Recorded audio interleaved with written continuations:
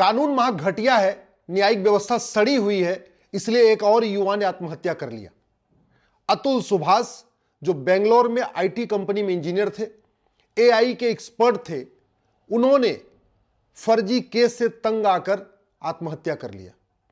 उनके ससुराल वालों ने उनके ऊपर फर्जी दुराचार का केस लगाया, फर्जी हत्या का केस लगाया, फर्जी दहेज का केस लगाया, ऐसे 9 केस लगा दिए।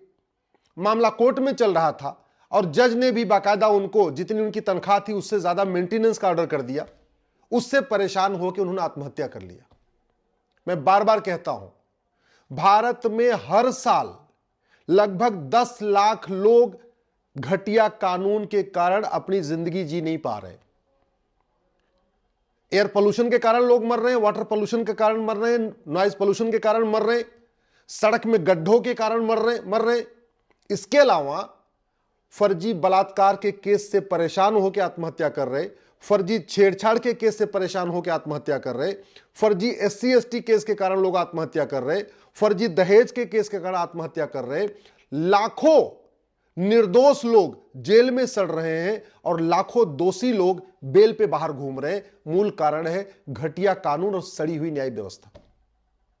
अगर ये हमने जो भारतीय न्याय संहिता बनाया ना, इसमें एक चैप्टर होता offence relating to cheating, fraud, forgery and perjury, और ये इसी जो नई वाली भारतीय न्याय संहिता बनी, इसी में हमने ये डिक्लेयर कर दिया होता कि झूठ बोलना, झूठी शिकायत करना, झूठी गवाही देना, झूठा मुकदमा दायर करना, झूठा एफआईआर लिखवाना, झूठी जांच करना, झूठा एफिडेविट फाइल करना गंभीर अपराध है।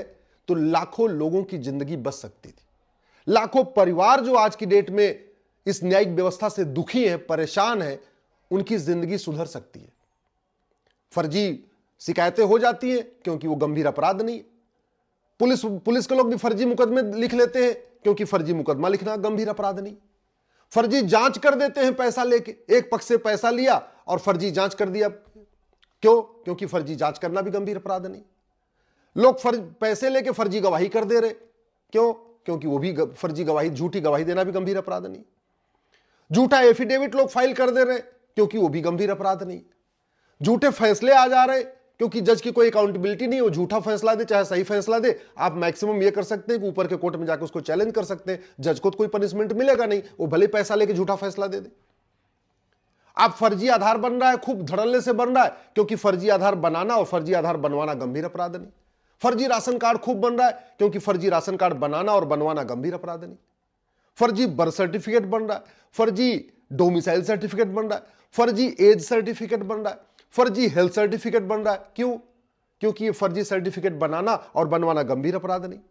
फर्जी पासपोर्ट बन रहे क्योंकि वो भी गंभीर अपराध नहीं। फर्जी ड्राइविंग लाइसेंस बन रहा है क्योंकि वो भी गंभीर अपराध नहीं। और बाकी तो छोड़िए, फर्जी वसीयत बन रही है, फर्जी विरासत बन रही है। लाखों केस फर्जी वसीयत और फर्जी विरासत के चल रहे हैं, क्योंकि फर्जी वसीयत बनाना और बनवाना, फर्जी विरासत बनाना और बनवाना, फर्जी साइन करना और करवाना, ये भी गंभीर अपराध नहीं है। फर्जी, बहुत सारे बिजनेसमैन फर्जी कॉन्ट्रैक्ट से परेशान है, क्योंकि फर्जी कॉन्ट्रैक्ट करना और करवाना वो भी गंभीर अपराध नहीं। इस देश में कम से कम 10 लाख परिवार इस फर्जीवाड़े से परेशान हैं, उनकी जिंदगी बर्बाद हो रही है। अगर एक परिवार में आप 5 आदमी मान के चलिए तो कम से कम 50 लाख लोग तो ऐसे ही हैं जो सीधे सीधे इस फर्जीवाड़े से परेशान है। अगर हम केवल इतना काम कर दें, ये हमारा एविडेंस एक्ट है, नया वाला भारतीय साक्ष्य अधिनियम है, इसमें यह हम सुनिश्चित कर दें कि भाई अगर आप थाने पे जाएंगे मुकदमा लिखवाने, तो जब आप पूरी शिकायत लिखेंगे उसमें नीचे आपको यह भी लिखना पड़ेगा, अंडरटेकिंग देना पड़ेगा कि ये जो ऊपर शिकायत लिखी है ये बिल्कुल सच है, और जरूरत पड़ने पे इसके लिए मैं अपना ब्रेन मैपिंग कराने के लिए, पॉलीग्राफ टेस्ट कराने के लिए, नार्को टेस्ट कराने के लिए तैयार हूं। मैं गारंटी के साथ कहता हूं फर्जी शिकायत बंद हो जाएगी। जब पुलिस वाले एफआईआर लिखे तो उनसे भी एक अंडरटेकिंग हो कि मैंने सारी जांच पड़ताल कर लिया, बिल्कुल मुकदमा सही है, फर्जी एफआईआर बंद हो जाएगा। जो पुलिस वाले जांच करें उनसे भी अंडरटेकिंग ले लिया जाए, ये पूरी जांच मैंने ईमानदारी मेहनत से किया हुआ है और जरूरत पड़ने पर इसके लिए मैं narco polygraph brain mapping test कराने के लिए तैयार हूं। कितना भी आप पैसा दीजिए, पुलिस वाले फर्जी जांच करेंगे नहीं।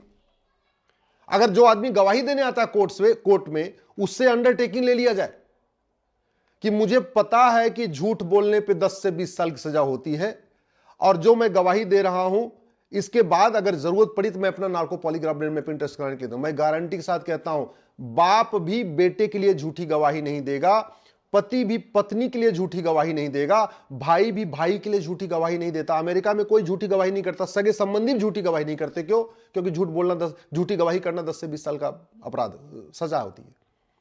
आतंकवादी एक था डेविड कोलमन हेडली, पकड़ा गया अमेरिका में। जैसे ही पकड़ा गया, पुलिस ने पूछा तूने यार रेकी किया था? बोले हाँ रेकी किया था। जानते क्यों बोल दिया? क्योंकि रेकी करने की सजा 10 साल है और झूठ बोलने की सजा 10 से 20 साल है।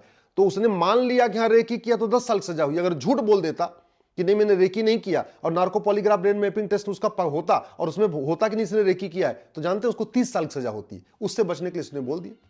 आपको याद होगा साउथ अफ्रीका के कैप्टन हैंसी क्रोनिये, ऐसे बहुत सारे लोग सट्टे में पकड़े गए थे। जैसे उनसे पुलिस ने पूछताछ किया, उन्होंने बोला हाँ एडमिट कर लिया। क्यों? क्योंकि सट्टाबाजी करने पे 5 साल की सजा है और झूठ बोलने पे 10 से 15 साल की सजा है अफ्रीका में। तो झूठ बोलते कि मैंने सट्टाबाजी नहीं किया, मैंने कोई उनसे मेल जोल नहीं किया है, तो उनको ज्यादा सजा होती। मान लिया कि हाँ हमने किया था, तो उनको कम सजा हुई। ऐसी इसीलिए सिंगापुर में, जापान में, अमेरिका में, कई दुनिया के कई देशों में लोग झूठ नहीं बोलते, क्योंकि अपराध करने की सजा कम होती है, झूठ बोलने की सजा ज्यादा होती है। इसलिए जैसे पुलिस पकड़ती तुरंत एडमिट कर लेते हैं हमने किया है। और जब एडमिट कर लेते हैं तो उनके पक्ष में कोई अच्छा, चूंकि झूठी गवाही भी गंभीर अपराध है तो कोई झूठी गवाही भी नहीं करता। आखिर इस देश में ये जो अभी हुआ है इस सुभाष के साथ, ऐसे अनेक केस हो रहे हैं। कितने साधु संत महात्मा फर्जी केस से परेशान हैं, कितने बड़े प्रतिष्ठित लोग परेशान हैं फर्जी केस से। सबके मन में खौफ रहता है कि पता नहीं कौन हमारा विरोधी 10-20 लाख रुपए दे के किसी लड़के से या किसी लड़की से झूठा केस करा देगा, मैं तो हो गया। भाई बड़ी सीधी सी बात है ना, एक बार अगर आपकी पगड़ी उछाल दिया, आपके खिलाफ झूठा छेड़छाड़ का मुकदमा करा दिया, झूठे बलात्कार का मुकदमा करा दिया या कोई भी झूठा मुकदमा करा दिया, जब तक आप सिद्ध नहीं, जब तक कोर्ट आपको छोड़ेगी नहीं, तब तक तो यही रहेगा हाँ यार कुछ हो सकता है, कुछ हो सकता है, हो सकता है इन्होंने कुछ किया हो। तो आपकी तो पूरी इज्जत गई, पूरी जिंदगी भर की मिट्टी मिल गई। हमसे बहुत सारे साधु महात्मा, कथावाचक, महामंडलेश्वर इस बात को कह चुके हैं कि आज की डेट में उनको अपनी कथाओं में सही बात बोलने में डर लगता है। उनको लगता है कोई विरोधी लोग जो देश के गद्दार हैं, जो यहां पे देश विरोधी बैठे हैं, कहीं ऐसा ना हो कि उनके खिलाफ कोई झूठी शिकायत करा दे और उनकी पूरी जिंदगी भर की प्रतिष्ठा खत्म हो जाए। SC/ST केस में, फर्जी में विष्णु तिवारी 20 साल तक जेल में बंद था। जानते हैं उसका परिवार बर्बाद हो गया, शादी विवाह नहीं हो गया, पूरा वंश खत्म हो गया। क्यों? क्योंकि उसको 20 साल तक जेल में रहा। जब जेल से छूटा कोई शादी नहीं करेगा, बड़ी स्वाभाविक सी बात। जो आदमी 20 साल जेल में रहेगा उसको अपना दामाद कौन बनाएगा? इन घटिया कानूनों के कारण लगातार भारत की डेमोग्राफी खत्म हो रही है और इस घटिया कानून के कारण देश विरोधियों की बल्ले बल्ले। घुसपैठिए आ रहे हैं, आधार बनवा रहे, राशन कार्ड बनवा रहे, वोटर ID बनवा रहे, बर्थ सर्टिफिकेट बनवा रहे, ड्राइविंग लाइसेंस बनवा रहे, जनधन खाता खोल रहे, फ्री का मकान ले रहे हैं, सारा कुछ कर ले रहे हैं। क्यों? क्योंकि फर्जी कागज बनवाना गंभीर अपराध नहीं है। जब फर्जी कागज बनाना और बनवाना गंभीर अपराध है, सब फर्जी कागज बनाते जा रहे हैं। मुझे समझ में नहीं आता, एक कानून बना के हम ये जहां जहां आधार बनता है वहां एक नोटिस क्यों नहीं लगा देते कि भाई फर्जी आधार बनाने पे 10 से 20 साल सजा होगी, बनाने और बनवाने वाले को दोनों सजा होगी। और जहां जहां आधार बनता, अगर वहां ऐसा नोटिस बोर्ड लिखा रहे तो लोग फर्जी आधार बनाना भी बंद कर देंगे, बनवाना भी बंद कर देंगे। जहां बर्थ सर्टिफिकेट बनता है वहां अगर एक बड़ा सा नोटिस बोर्ड रहे कि फर्जी बर्थ सर्टिफिकेट बनाना और बनवाना गंभीर अपराध है, पकड़े जाने पे दोनों को 10 से 20 साल सजा होगी, ना कोई बनवाने जाएगा ना कोई बनाएगा। जहां ड्राइविंग लाइसेंस बनता, अगर वहां लिखा रहे फर्जी ड्राइविंग लाइसेंस बनाना और बनवाना गंभीर अपराध है, पकड़े जाने पे 10 से 20 साल सजा होगी, ना कोई बनाने जाएगा ना बनवाया जाएगा। ये घुसपैठिए अपने आप भाग जाएंगे और हमने कानून ठीक कर दिया। इसलिए मैं माननीय प्रधानमंत्री से निवेदन करता हूं, माननीय गृह मंत्री से निवेदन करता हूं, इस पे आप गंभीरता के साथ सोचिए। संसद में इस पे चर्चा होनी चाहिए। नार्को पॉलीग्राफ ब्रेन मैपिंग कानून बनाना बहुत जरूरी है।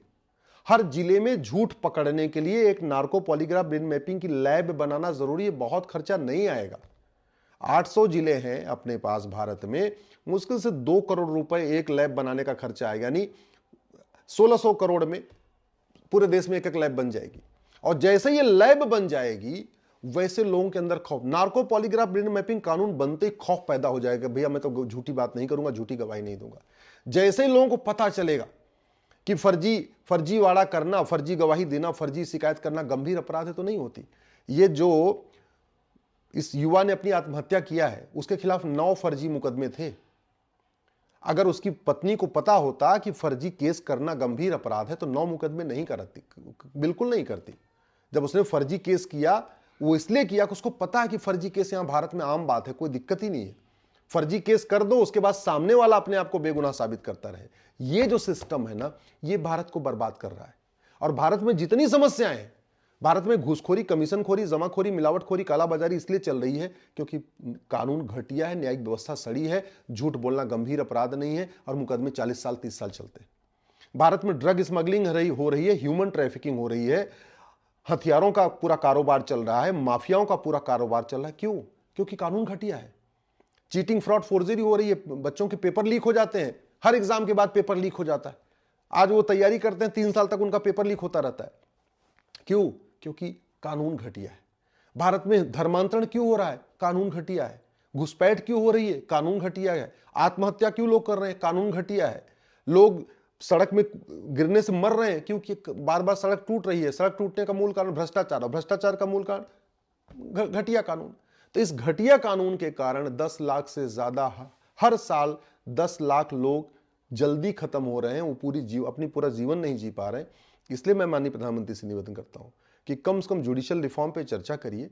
एक बार जरा ये तो पता करवाइए कि सिंगापुर में लोग ईमानदार क्यों हैं, सिंगापुर में फर्जी केस क्यों नहीं होते, अमेरिका में फर्जी केस क्यों नहीं होते, न्यूजीलैंड में फर्जी केस क्यों नहीं होते, रूस में फर्जी केस क्यों नहीं होते, चीन में फर्जी केस क्यों नहीं होते, भारत में क्यों हो रहे हैं। इसको बदलिए। और ये जो कानून है ना, इसको बदलना बहुत जरूरी है। ये हमने जो भारतीय न्याय संहिता बदला है ना 150 साल के बाद, इसमें एक चैप्टर चीटिंग, फ्रॉड, फोर्जरी का जरूर होना चाहिए। चीटिंग, फ्रॉड, फोर्जरी गंभीर अपराध घोषित करना चाहिए और हमें हर व्यक्ति से अंडरटेकिंग लेनी चाहिए। जो आदमी शिकायत कर रहा है या गवाही दे रहा है या आपको एफिडेविट फाइल कर रहा है, ऐसे ही जहां जहां कोई डॉक्यूमेंट बनता है वहां एक नोटिस बोर्ड लगाना बहुत जरूरी है कि ये जो डॉक्यूमेंट बन रहा है अगर ये फर्जी हुआ तो बनाने वाले को और बनवाने वाले को 10 से 20 साल सजा होगी।